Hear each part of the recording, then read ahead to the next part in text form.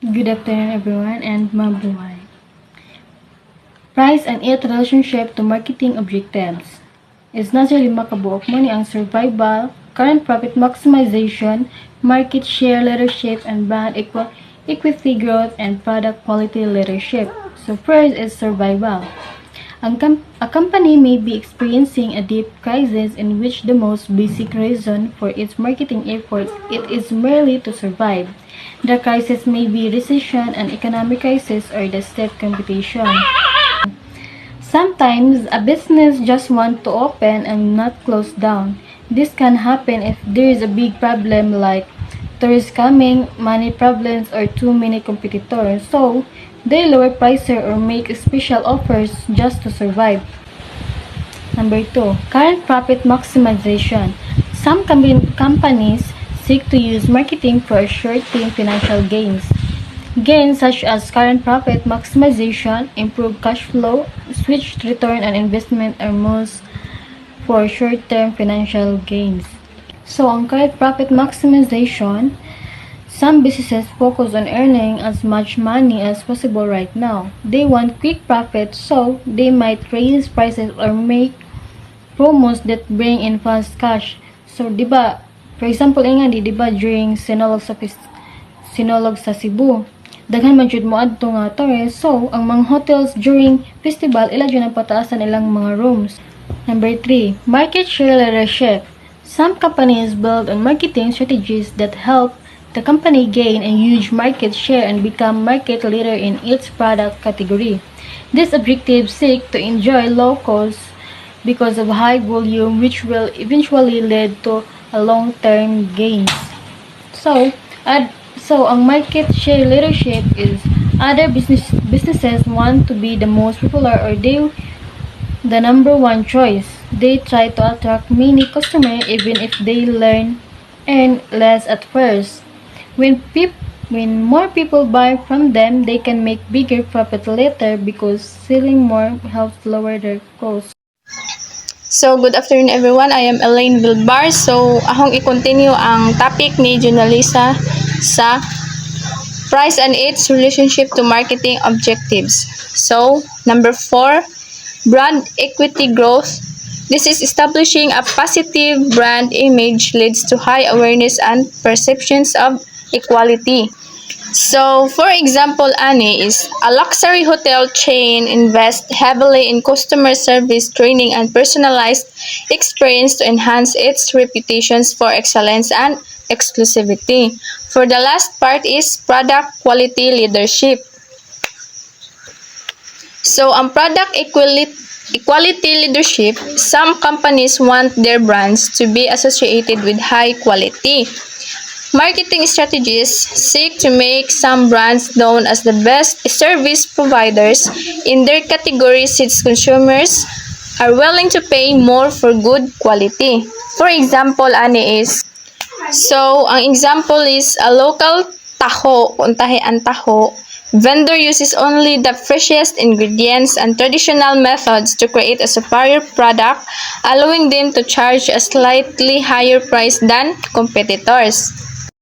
Next is general pricing approaching.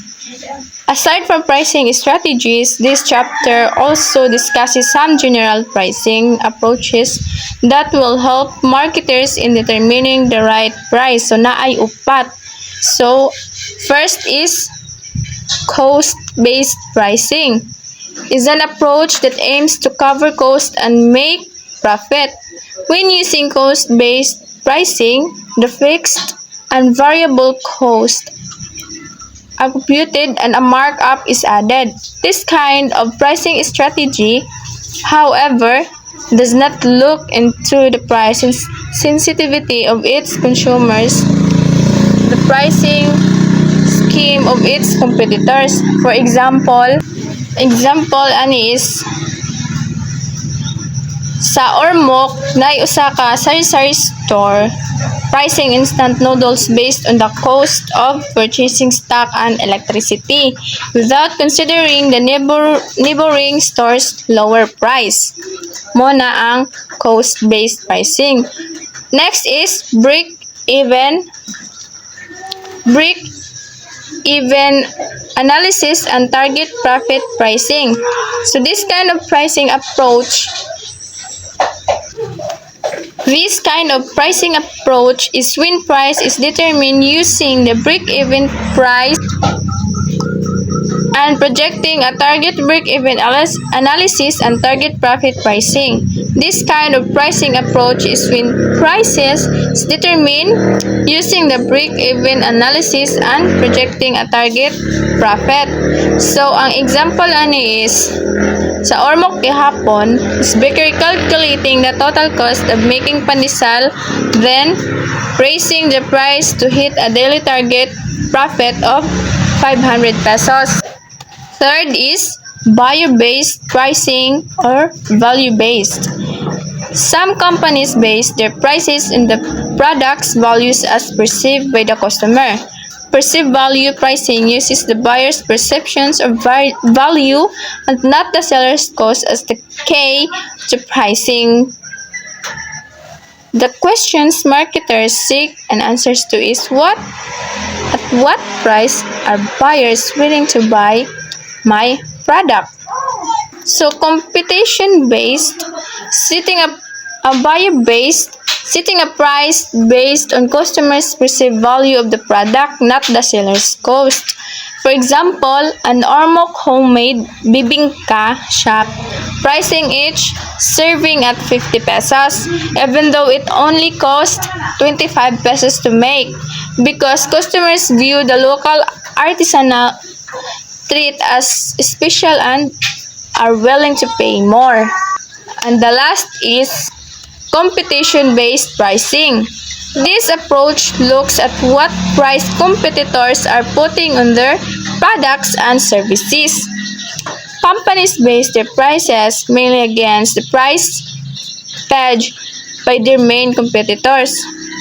Less attention is paid to cost, margins, and demand. So, ang competition base is setting a price to match main competitors' rates with little considerations for the seller's own cost or customer's demand.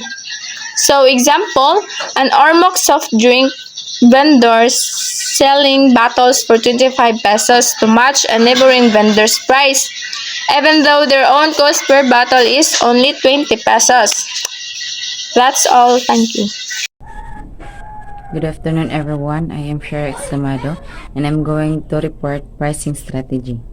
Pricing strategy are ways by which tourism businesses offer product and services at the right price. Some considerations in coming up the right price include the stage in the product life cycle, market demand, competition, and company objective.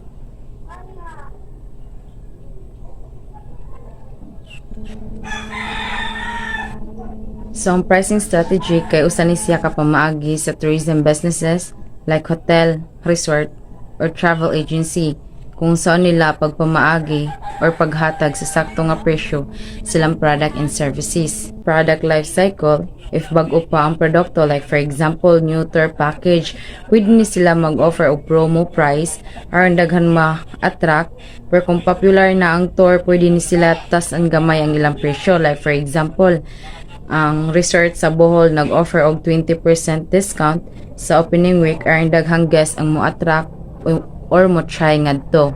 So, ang market demand is like kung daghang gustong mo-book, pwede nila tasan ang presyo, pero kung gamay ra ang demand, pwede i-lower aron makadani og customer like for example ang peak season and off season.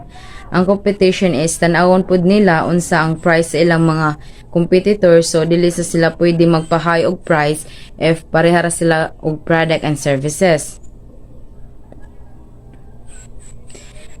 Company objective. So ang kanidang company objective is depende sa tuyo sa businesses. Ang uban is gustong makadani sa customer, so mas barato. Then napoy uban is gusto ra sila mag-focus sa high-end market, so taas ang price or mahal. Like for example, ang usa ka luxury resort gustong magpakita nga high quality sila, maong mag-set sila og higher price arong mas stay exclusive.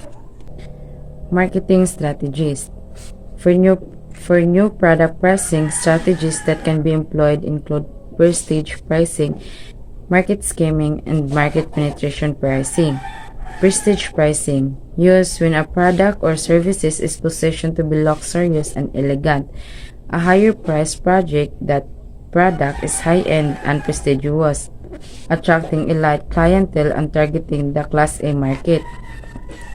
So, ang prestige pricing is tas anila ang presyo aron ipakita nga ang ilang product or services kay social or high class.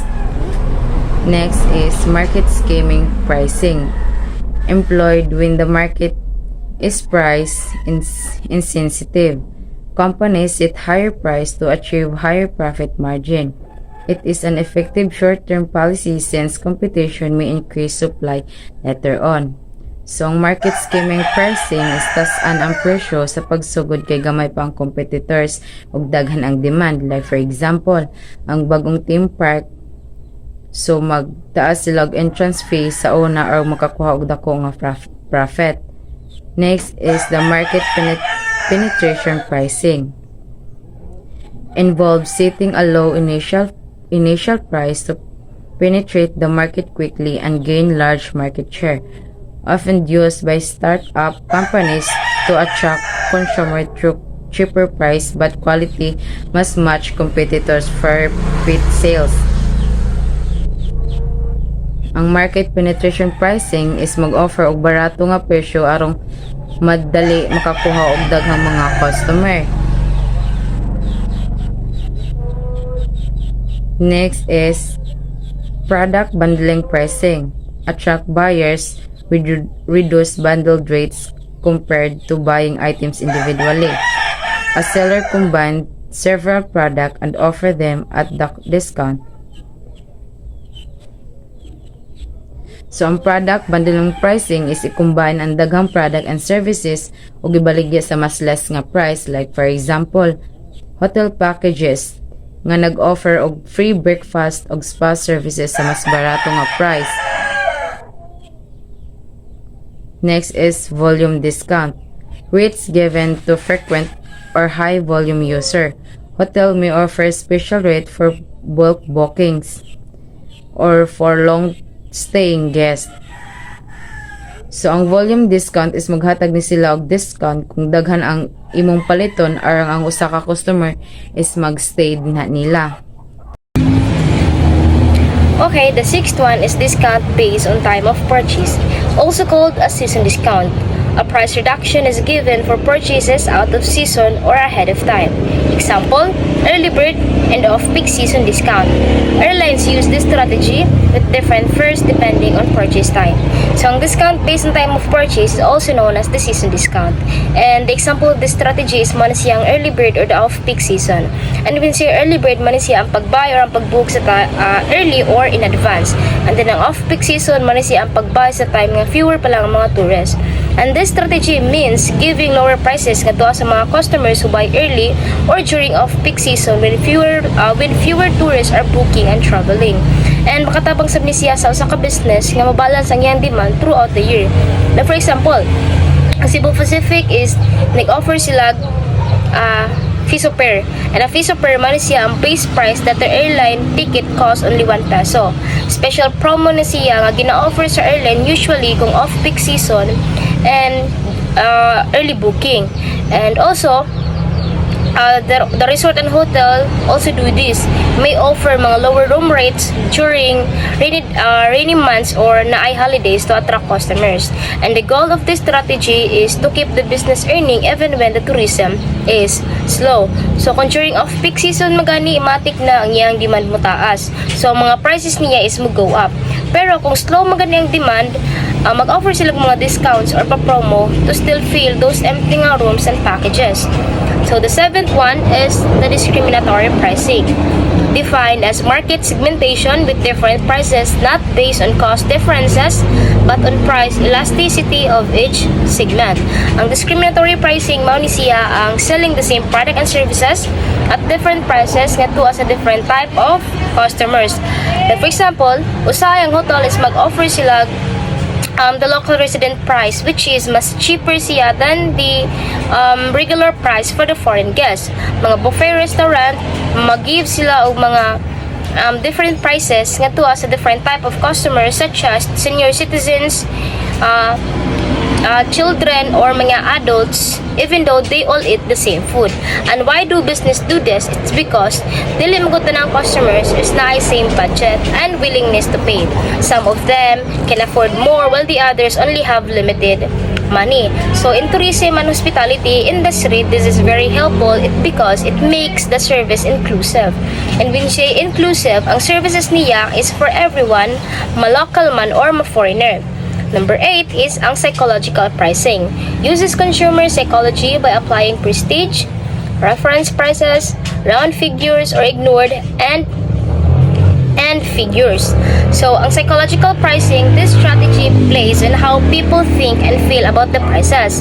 Business use numbers that look cheaper and attractive even though the difference kay small lang. Like for example, hotel may price a room 999 instead of 1,000. Although, ang difference niya sa amount is gamay lang, which is 1 piso lang, but people lean to think much cheaper siya. And why does this work? It's because atong brain man goes is nag-focus siya sa mga first number nga atong nakita.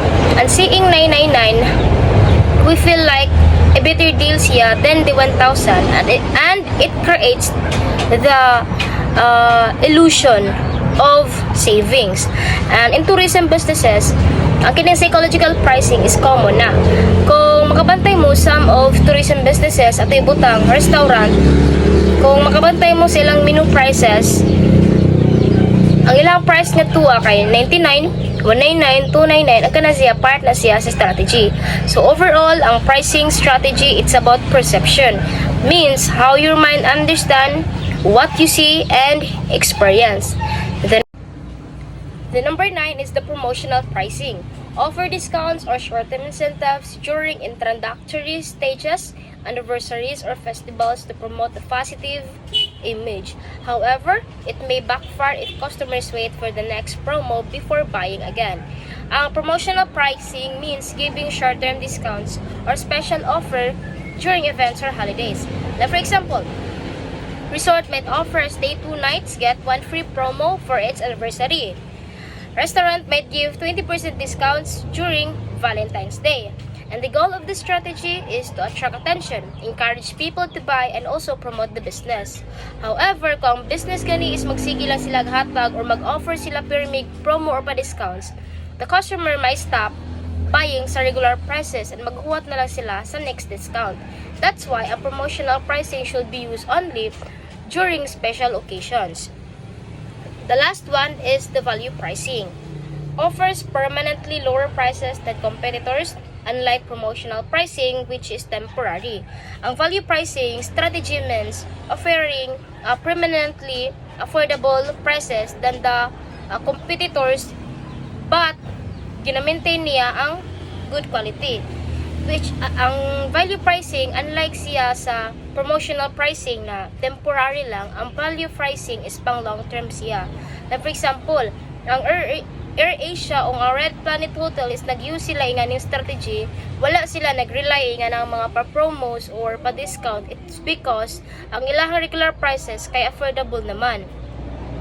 And the purpose of the value pricing is to build trust and loyalty, and also para maka-feel sa mga guests that they are getting their money's worth. And that's all. Thank you.